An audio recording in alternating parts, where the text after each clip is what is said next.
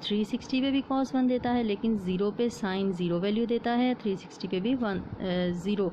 यानी कि इस एक्सिस पे, एक्स एक्सिस पे जितने भी क्वाड्रेंटल एंगल्स बढ़ते जाएंगे, अगर देखेंगे रोटेशन बढ़ गई तो क्वाड्रेंटल एंगल यहाँ पे -180 से कुछ और हो जाएगा, ठीक है, बढ़ जाएगा यहाँ पे, बल्कि -540 आ जाएगा। तो -540 पे भी यही वैल्यू कॉस की होगी और यही वैल्यू साइन की होगी। क्वाड्रेंटल एंगल्स पे साइन और कॉस की यही वैल्यूज़ रिपीट होंगी, यही वैल्यूज़ चलती रहेंगी। तो जब ये -450 पे आ रहा है, ठीक है, theta lies on y axis, ठीक है, या फिर ये कहेंगे कि -450 इज़ क्वाड्रेंटल एंगल, तो वहाँ पर कॉस -450 पे कॉस की वैल्यू क्या है, 0, ठीक है। तो हम क्या लिखेंगे, theta lies on quadrantal angle, -450, so cos -450 degree equal value क्या देता है हमारे पास, 0। क्लियर हो गया। नेक्स्ट हम चलते हैं हमारे पास जो रेडियन मेजर में है। स्टूडेंट्स देखें, 0 से आपने रोटेशन स्टार्ट की -π/2, फिर -π, फिर -3π/2, फिर -2π।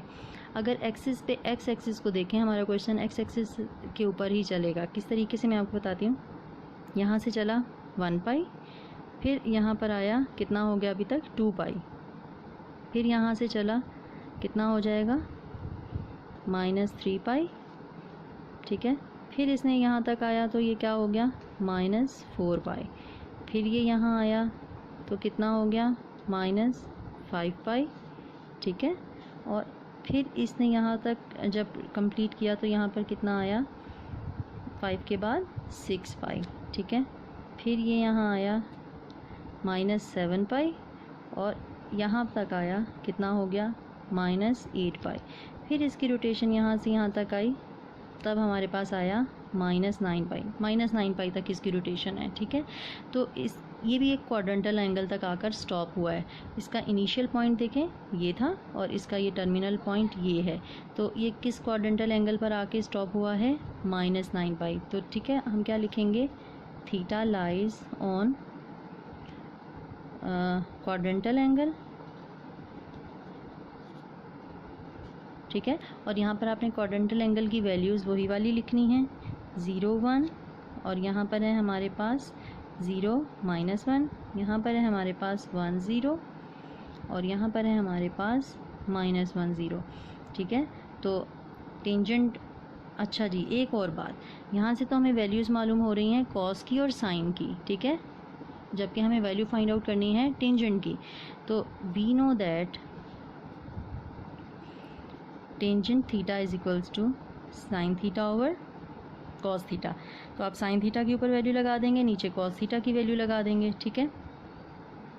तो टेंजेंट हमें -9π की वैल्यू लेनी है, तो ऊपर हम लिखेंगे साइन -9π, और नीचे हम क्या लिखेंगे, कॉस -9π, ठीक है।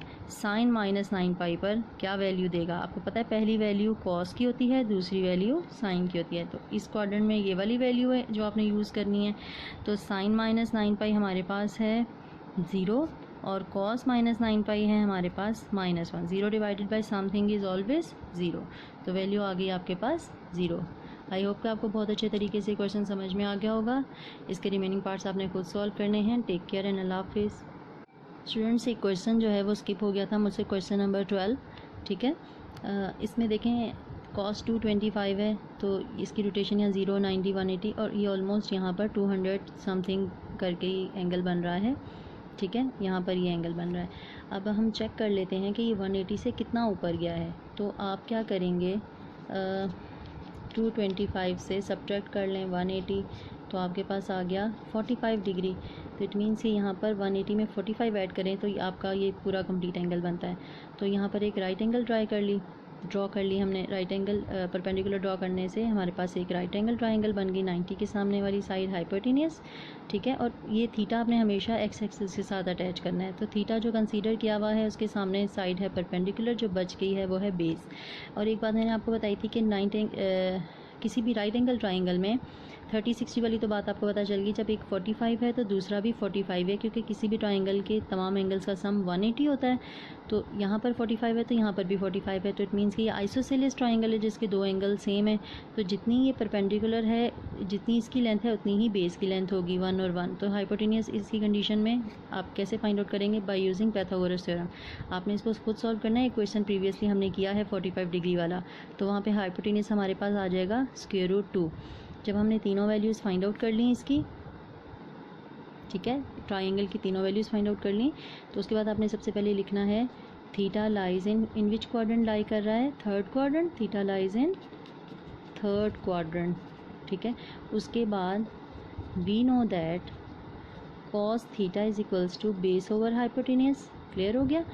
सो cos 225 डिग्री क्या हो जाएगा? बेस हमारे पास 225 में क्या आया है? 1, और हाइपोटेनियस है हमारे पास √2। क्लियर हो गया? आई होप कि आपको बहुत अच्छे तरीके से समझ में आ गया होगा। एक और चीज़ मैं आपको क्लियर कर दूं कि यहाँ पर इसके साथ 1 के साथ आपने माइनस लिखना है, ठीक है, क्योंकि ये नेगेटिव एक्सिस की तरफ बन रहा है, इसी तरह नेगेटिव y की तरफ बन रहा है, तो ये भी -1 है, यहाँ पर माइनस साइन आएगा। क्लियर हो गई वैल्यू आपके पास? -1/√2 आंसर आ गया। टेक केयर एंड अल्लाह हाफिज़।